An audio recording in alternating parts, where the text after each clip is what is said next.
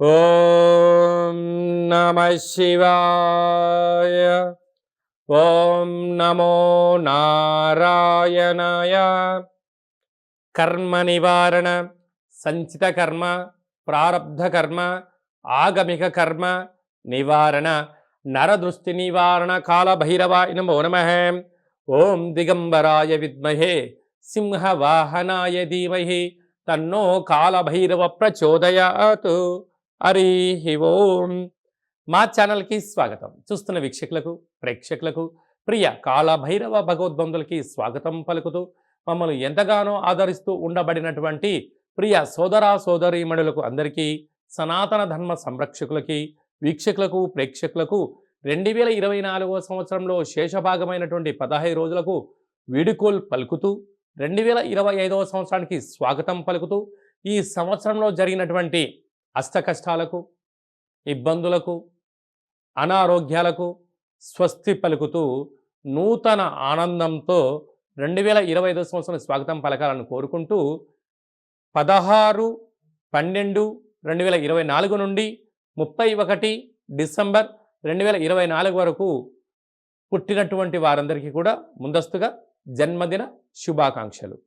అలాగనే గతంలో వివాహం చేసుకున్న వారికి వివాహ వార్షికోత్సవ శుభాకాంక్షలు. ద్వాదశ రాశుల్లో గ్రహ గమనాన్ని ఒకసారి వీక్షింపచేద్దాం. వృషభ రాశిలో దేవగురు బృహస్పతి శత్రు సంచార స్థితి, కర్కాటక రాశిలో కుజ సంచార స్థితి, కన్య రాశిలో కేతు సంచార స్థితి, వృశ్చిక రాశిలో బుధ సంచార స్థితి, ధనుస్సు రాశిలో రవి సంచార స్థితి, మకర రాశిలో శుక్ర సంచార స్థితి, కుంభరాశిలో శని భగవానుడు స్వక్షేత్ర సంచార స్థితి, మీనరాశిలో రాహు సంచార స్థితితో గ్రహ గమనాలు ఈ విధంగా ఉన్నాయి. మేషరాశి వారికి డిసెంబర్ నెలలో ద్వితీయార్థం అనగా 16వ తారీఖు నుంచి 31వ తారీఖు వరకు ఆంగ్ల సంవత్సరానికి వీడుకోలు పలుకుతూ, కొత్త సంవత్సరానికి స్వాగతం పలుకుతూ ఎలాంటి విధి పాటించడం వలన యోగం కలుగుతుందో ఈ వీడియోలో తెలుసుకుందాం.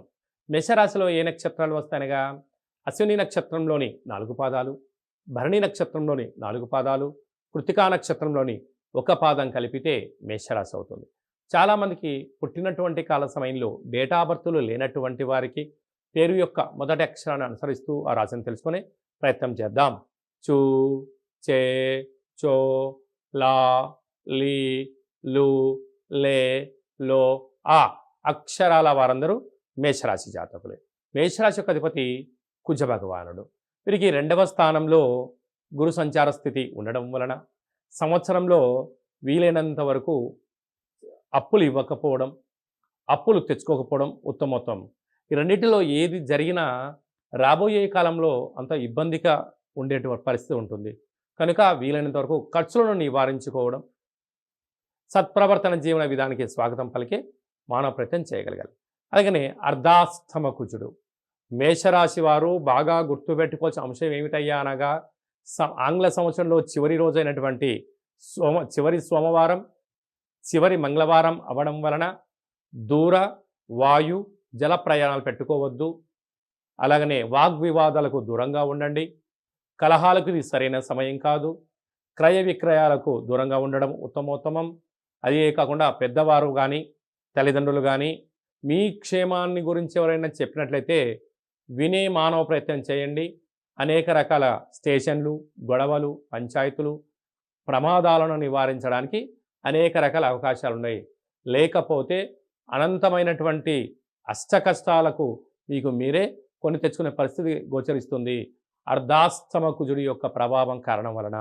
అదే కాకుండా 6వ స్థానంలో కేతు సంచార స్థితి ఉండడం వలన మీకు అన్ని విషయాలు తెలుసు, కానీ పక్కవారితో చేసే ప్రయత్నం చేస్తారే తప్ప మీరు ఆచరించకపోవడము మీ యొక్క విజయానికి మీరే కారకులు అవుతారు.